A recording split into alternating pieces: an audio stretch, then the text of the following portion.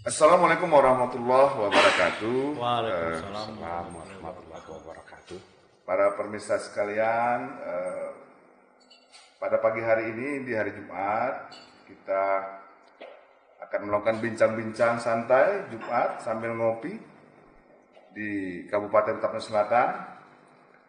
Saya Rashid Asaf Dongoran MSI, PLT Bupati Kabupaten Tapani Selatan. Nah, pada kesempatan ini saya mengundang Bapak Kadis Pariwisata Daerah Kabupaten Tapani Selatan, yakni Bapak Abdul Saptar Arahab, SOS NM. Beliau adalah seorang kepala dinas yang memimpin perencanaan dan pengembangan pariwisata di Kabupaten Tapanuli Selatan di Sumatera Utara.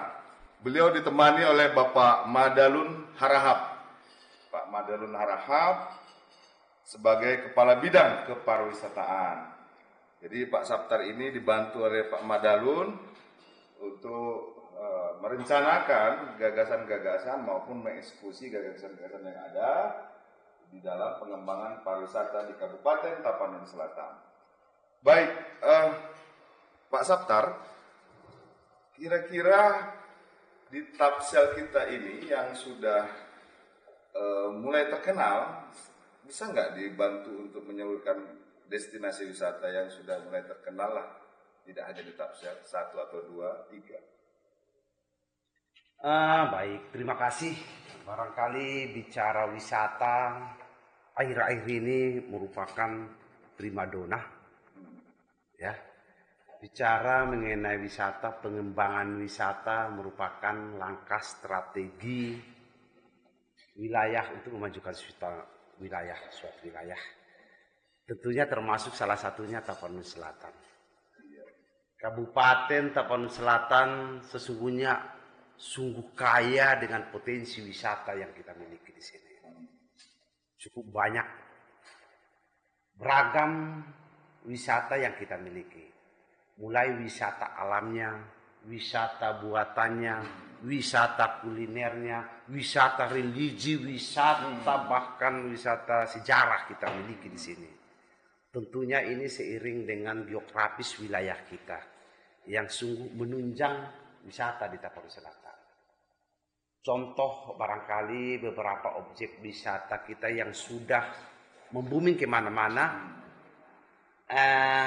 Misalnya di IX Journey.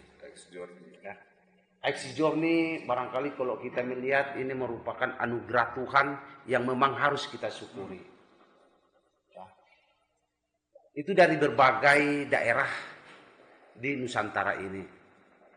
Ada dari tetangga kita sendiri, mungkin dari Sumatera Utara. Pengunjungnya, Pak? Pengunjungnya. Ya. Bahkan pengunjungnya ada dari luar Sumatera Utara. Dari luar Sumatera juga. Contoh kita melihat pada momen-momen tertentu. Seperti halnya pada hari menjelang suasana lebaran. Hari liburan anak sekolah. Barangkali keadaan itu sungguh merepotkan kita semua. Bukan hanya dinas pariwisata, tapi tentunya terlibat semua leading sektor. Baik dia orang Satpol PP-nya, dinas perhubungannya, kepolisian, bahkan ya rekan-rekan kita dari Babinsa Kamtipmasnya. Saking banyaknya, banyaknya di hari besar itu ya. Sesungguhnya itu bagaimana dan kenapa kita harus libatkan mereka? Tentunya kita harus melihat dari dasar. Wisata ini adalah milik semua. Yang bertanggung jawab untuk wisata ini adalah semua elemen. Ini adalah merupakan program nasional. Ya. Di IX Journey, kembali kita ke IX Journey, barangkali ini saya bilang tadi sungguh merepotkan. Ya. Pengunjung di sana itu kalau kita amati, orang tidak akan ada bosannya.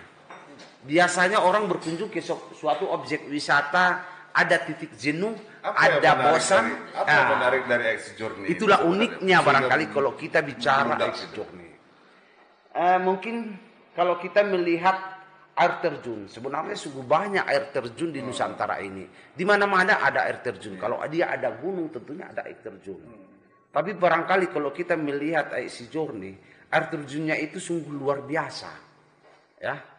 Sudah airnya itu tidak pernah keruh. Nggak pernah keruh. Barangkali itu suatu keunikan di Nusantara ini. Atau ada yang nyuci-nyuci terus itu, Pak? Mungkin kalau kita mengangkat mempromosikan dari mitos. Mitos. Ya. Apa mitosnya ini? Makanya tidak pernah. Kalau orang mandi di air Sijorni, itu akan kelihatan muda dan akan tetap lebih muda daripada orang sebaya. Awet muda ya. Ya. Apakah Batasan Pak Saptar ini awet muda terus wajahnya? Memang orang berapa tahun habis awet muda terus wajahnya.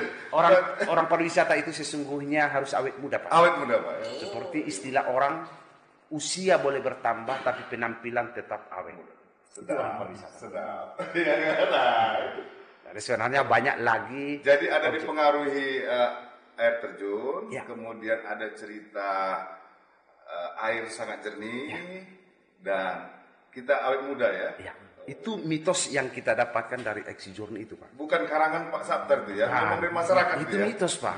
Apakah itu daya tarik orang untuk tetap dan selalu berkunjung ke Sijorni? Dan memang terus jernih ya? Ya. Apapun yang terjadi alam barangkali di mana-mana sudah keruh itu tetap jernih, Pak. Di musim hujan pun hujan pun. Dan volume airnya juga nggak pernah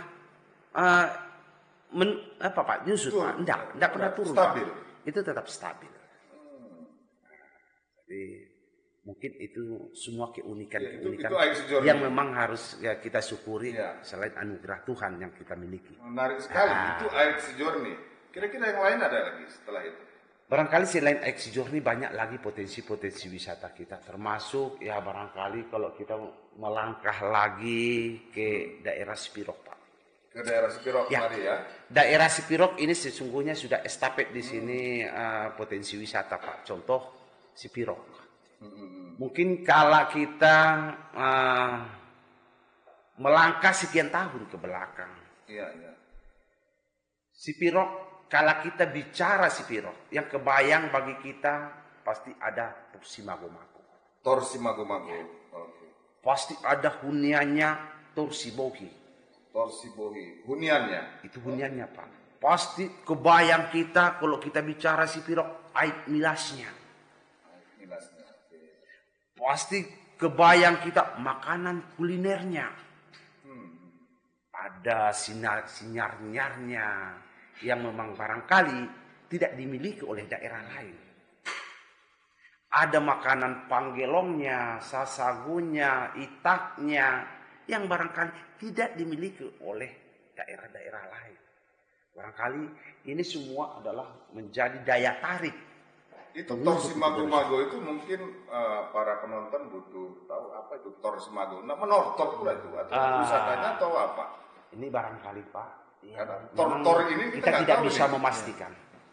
Tor ini adalah sejenis gunung.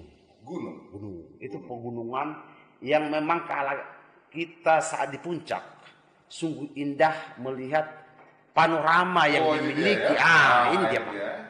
Kalau kita di puncak sungguh indah melihat panorama kekayaan aset Kabupaten Tapanuli Selatan. Ini dia. Selain daripada suhu udaranya yang terus sejuk, membuat para pengunjung itu betah di Torsimago itu, Pak. Angin sepoi-sepoi. Angin sepoi-sepoi. Makan enak. Selera makan terus tinggi itu, Pak. Pasti, Pak. Jadi Torsimago tadi terletak di ibu kota Kabupaten Selatan ya. Itu jauh dengan Sijorni. Kalau misalnya dalam satu keluarga mau datang, berapa jarak yang mereka tempuhkan setelah dari Sijorni mandi-mandi supaya awet muda, lalu ke Torsijorni, kira-kira berapa jarak itu? Sebenarnya jalan santai, bicara mobil. Wisata itu tolak ukurnya jalur transportasi, Pak. Ya. Kalau kita melihat jarak tempuh, karena sesungguhnya Tapanuli Selatan yang letaknya adalah mengelilingi kota Padang Sidimpuan, kita pengeliling, Pak, kita mengawal Ya, kita di lingkar luar kita sesungguhnya, Pak. Jarak tempuh barangkali 1,5 jam itu bisa kita tempuh dari satu titik objek wisata, misalnya dari AXI Journey ke Sipiro. Oh, AXI Journey ke Sipiro Ya. 1 jam ya, setengah ya? 1 jam dengan jalur transportasi yang lancar dan bagus. Barangkali secara estafet bukan saja dari AXI Journey kita langsung menuju ke Sipiro. Akan tetapi banyak lagi panorama ataupun keindahan, bahkan makanan-makanan kuliner yang disajikan oleh UKM-UKM kita yang bisa menarik simpatik daripada pengunjung wisata untuk berkunjung ke Sipiro. Jadi tidak hanya untuk dari AXI Journey langsung tujuan wisatanya ke Sipiro, tidak. Tapi barangkali bisa menikmati potensi-potensi wisata yang disajikan oleh UKM ataupun penggiat-penggiat wisata kita yang ada di lintasan menuju Sipiro.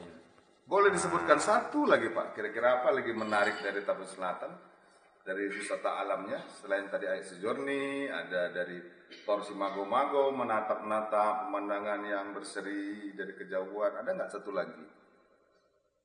Barangkali lebih dari satu ada, Pak. Tapi Lebih dari satu ada ya? Nah, satu aja lagi. Barangkali kalau kita melihat geografis Tapanuli Selatan, tadi yang saya sampaikan, AXI Journey itu berada di kawasan Angkola ataupun Batang Angkola sekitarnya. Tadi juga saya sampaikan Simago-Mago berada di kawasan Sipirok area atau Sipirok Narobi. Tentunya ada lagi yang lebih menarik, itu di zona Batang Toru sekitarnya, Pak. Oh, apa itu kira-kira? Zona Batang Toru ataupun daerah pinggiran pantai barat, Pak. Sebenarnya di sana sungguh menarik potensi wisata yang kita miliki. Contoh Danau Siais. Sambil diminum kopinya, Pak. Ya, kita santai aja. Danau Siais ya? Danau Siais dan juga itu ada Pantai Muara Upu, Pak. Itu sungguh menarik. Dan di dalamnya ada keunikan yang barangkali juga tidak dimiliki orang lain. Muara Upu itu apa keunikannya di situ? Itu di Muara pantai Upu, barat ya? Itu pantai barat, Pak. Pantai ya? Oh, Ya. ini dia ya? Ini dia ya? Ini pantai barat. kita Ya. ya? Danau Siais. Ini Danau Oh, ini Siais. Danau Pak. Siais. Danau Siais. Ini Danau Berapa Siais. luas ini, Pak? Ini cukup luas, Ribuan hektar ya? ribuan hektar, Pak. Alami ini ya? Alami, sungguh alami, Pak. Kalau kita bicara Danau Siais. Jalannya juga udah hot mix ya? Ini juga sesungguhnya cocok kita jual untuk go internasional, Pak. Kenapa saya sebut go internasional? Barangkali kalau kita melihat daya tarik yang ada, yang memang sesungguhnya inilah primadona yang memang target dan harapan daripada turis-turis ataupun pengunjung mancanegara. Yang pertama itu alamnya, panoramanya yang masih perawan, Pak. Ini masih murni sekali, ya. Belum ada polusi-polusi pencemaran yang memang ditakuti oleh mancanegara. Ini masih perawan. Yang kemudian barangkali kalau kita melihat jarak tempuh dari bandara, Dari bandara terdekat? ya bandara Di mana itu bandara terdekat? Eiffel Tobing. Oh, Eiffel Tobing Sibolga. Sibolga ke lokasi ini barangkali tidak terlalu jauh. Paling makan waktu 1 jam. 1 jam saja? Kita sudah sampai ke lokasi. Sudah sampai di lokasi? Ya. Oke. Sehingga tidak terlalu sulit untuk mancanegara berkunjung ke lokasi ini. Oh, jadi dari Jakarta ke Kuala Namu, Ya. atau dari Singapura, dari Ya. Amerika Singapura Kuala Namu, Siap. ke bandara Eiffel Tobing Sibolga, lalu 1 jam kemari? 1 jam sudah sampai. Sudah sampai. Barangkali selain ini, di luar ataupun daerah tetangga kita, ini juga bisa estafet untuk melintas ke beberapa potensi wilayah yang ada di Tabaksel ini. Artinya, para pengunjung wisata itu kalau berkunjung ke wilayah kita yang ada di pantai barat, baik dia Muara Upu ataupun Danau Siais, tidak hanya satu potensi wisata itu yang akan dia raih. Akan tetapi, kayak ibarat ya istilah sekali kita naik perahu banyak pulau yang akan terlewati, sehingga potensi-potensi wisata yang kita miliki itu menambah daya tarik. Ini pantai laut. Ini pantai laut kita yang saya ceritakan tadi. Muara Opu ya? Ini Muara Opu. Apa yang menarik dari Muara Opu ini? Ini juga sungguh menarik. Barangkali kalau kita melihat dari sekilas dari ini laut kaca, ya? Ini laut ya?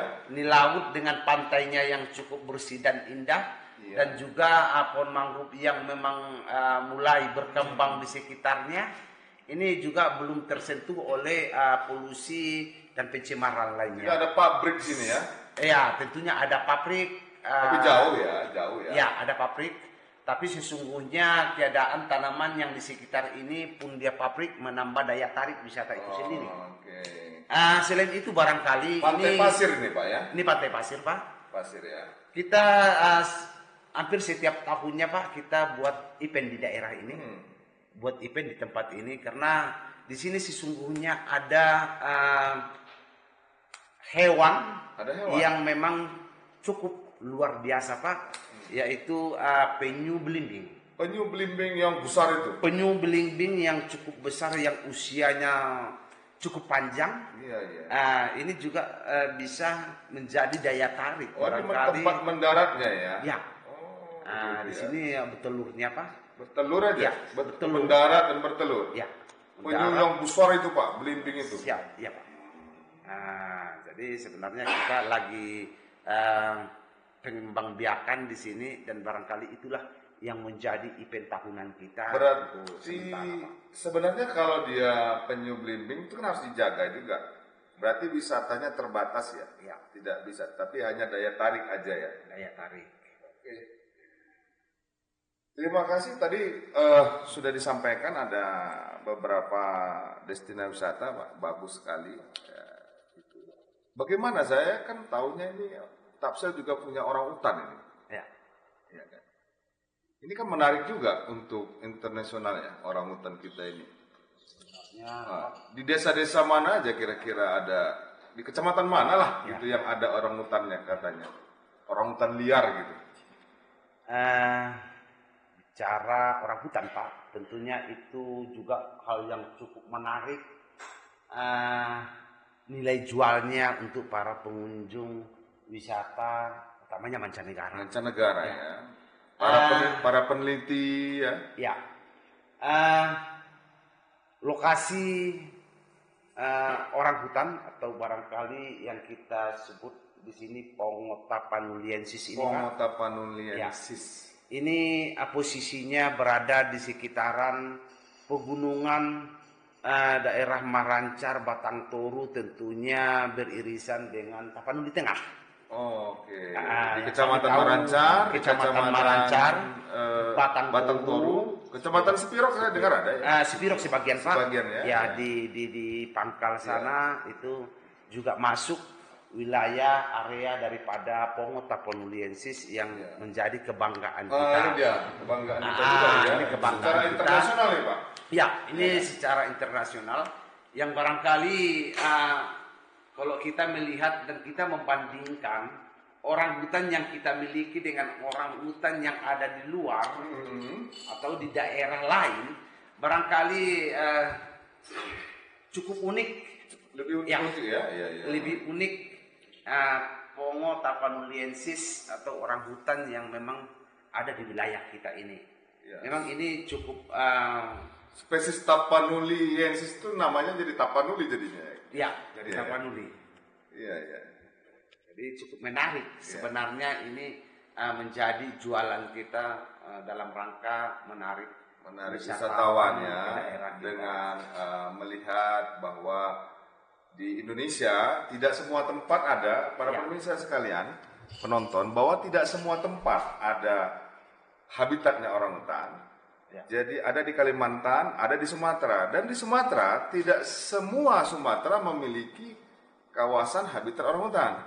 Hanya di Aceh sebagian, Langkat, Sumatera Utara itu disebut dengan orang hutan Sumatera.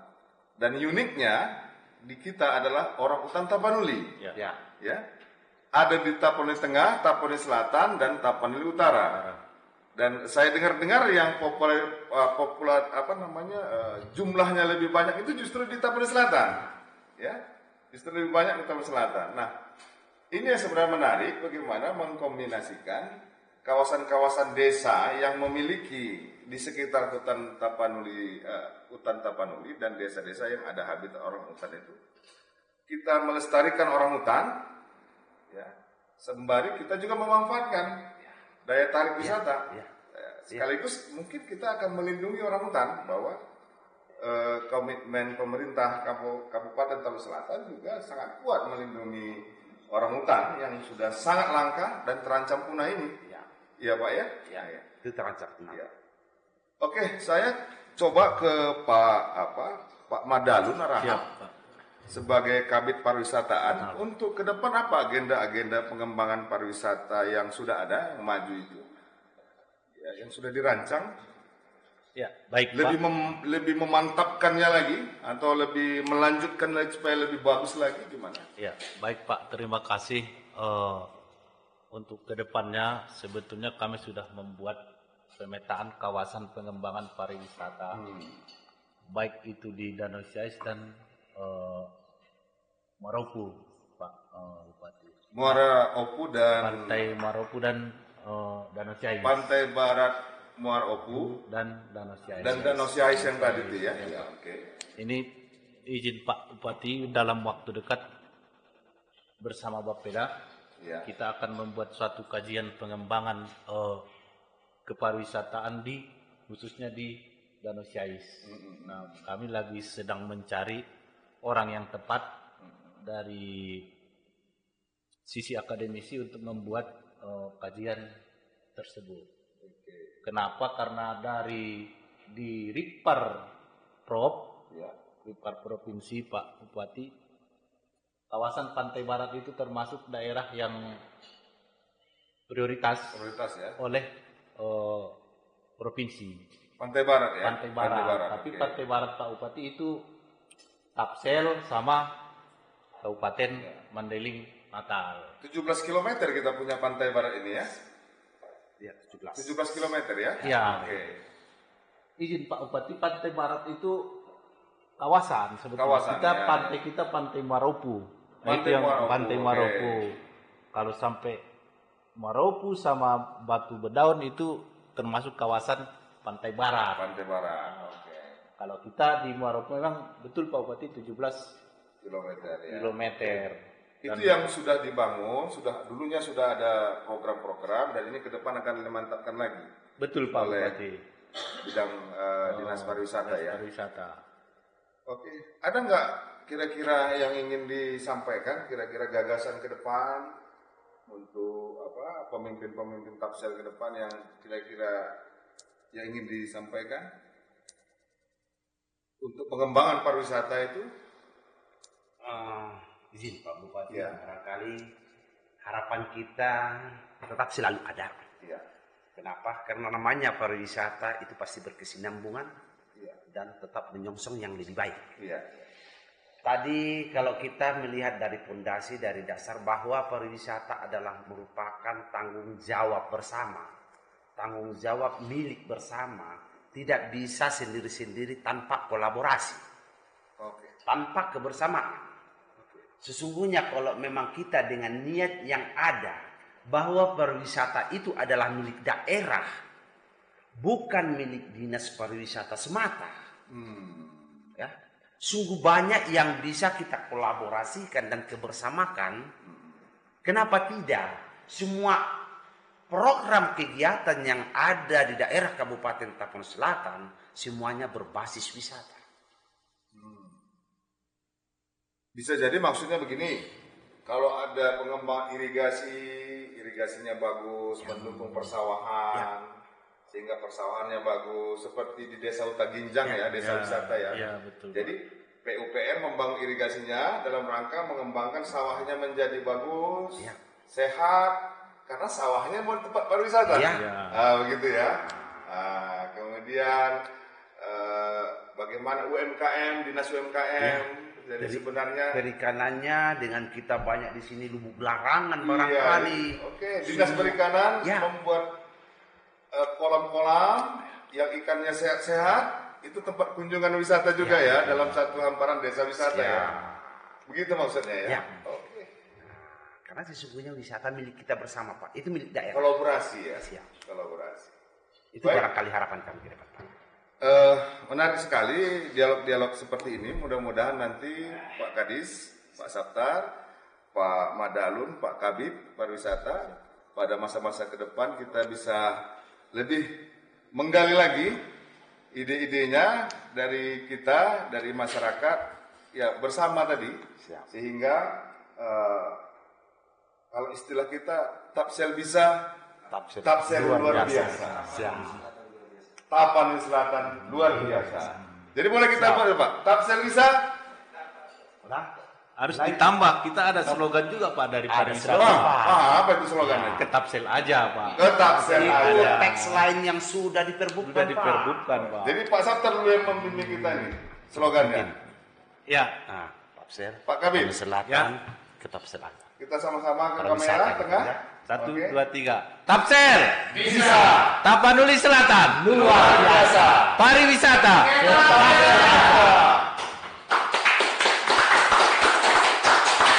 Terima kasih Pak Saptar, Pak Kabid atas waktunya bersama kita di sini. Mudah-mudahan lebih semangat lagi pengembangan pariwisata. Demikian kami akhiri talk show dan bincang-bincang pada pagi Jumat yang ini. Mengucapkan terima kasih. Semoga semua kita berdoa untuk kebaikan bersama menjadi Tapsel Tapanuli Selatan luar biasa. Jangan lupa ke Tapsel aja. Wassalamualaikum warahmatullahi wabarakatuh. Waalaikumsalam.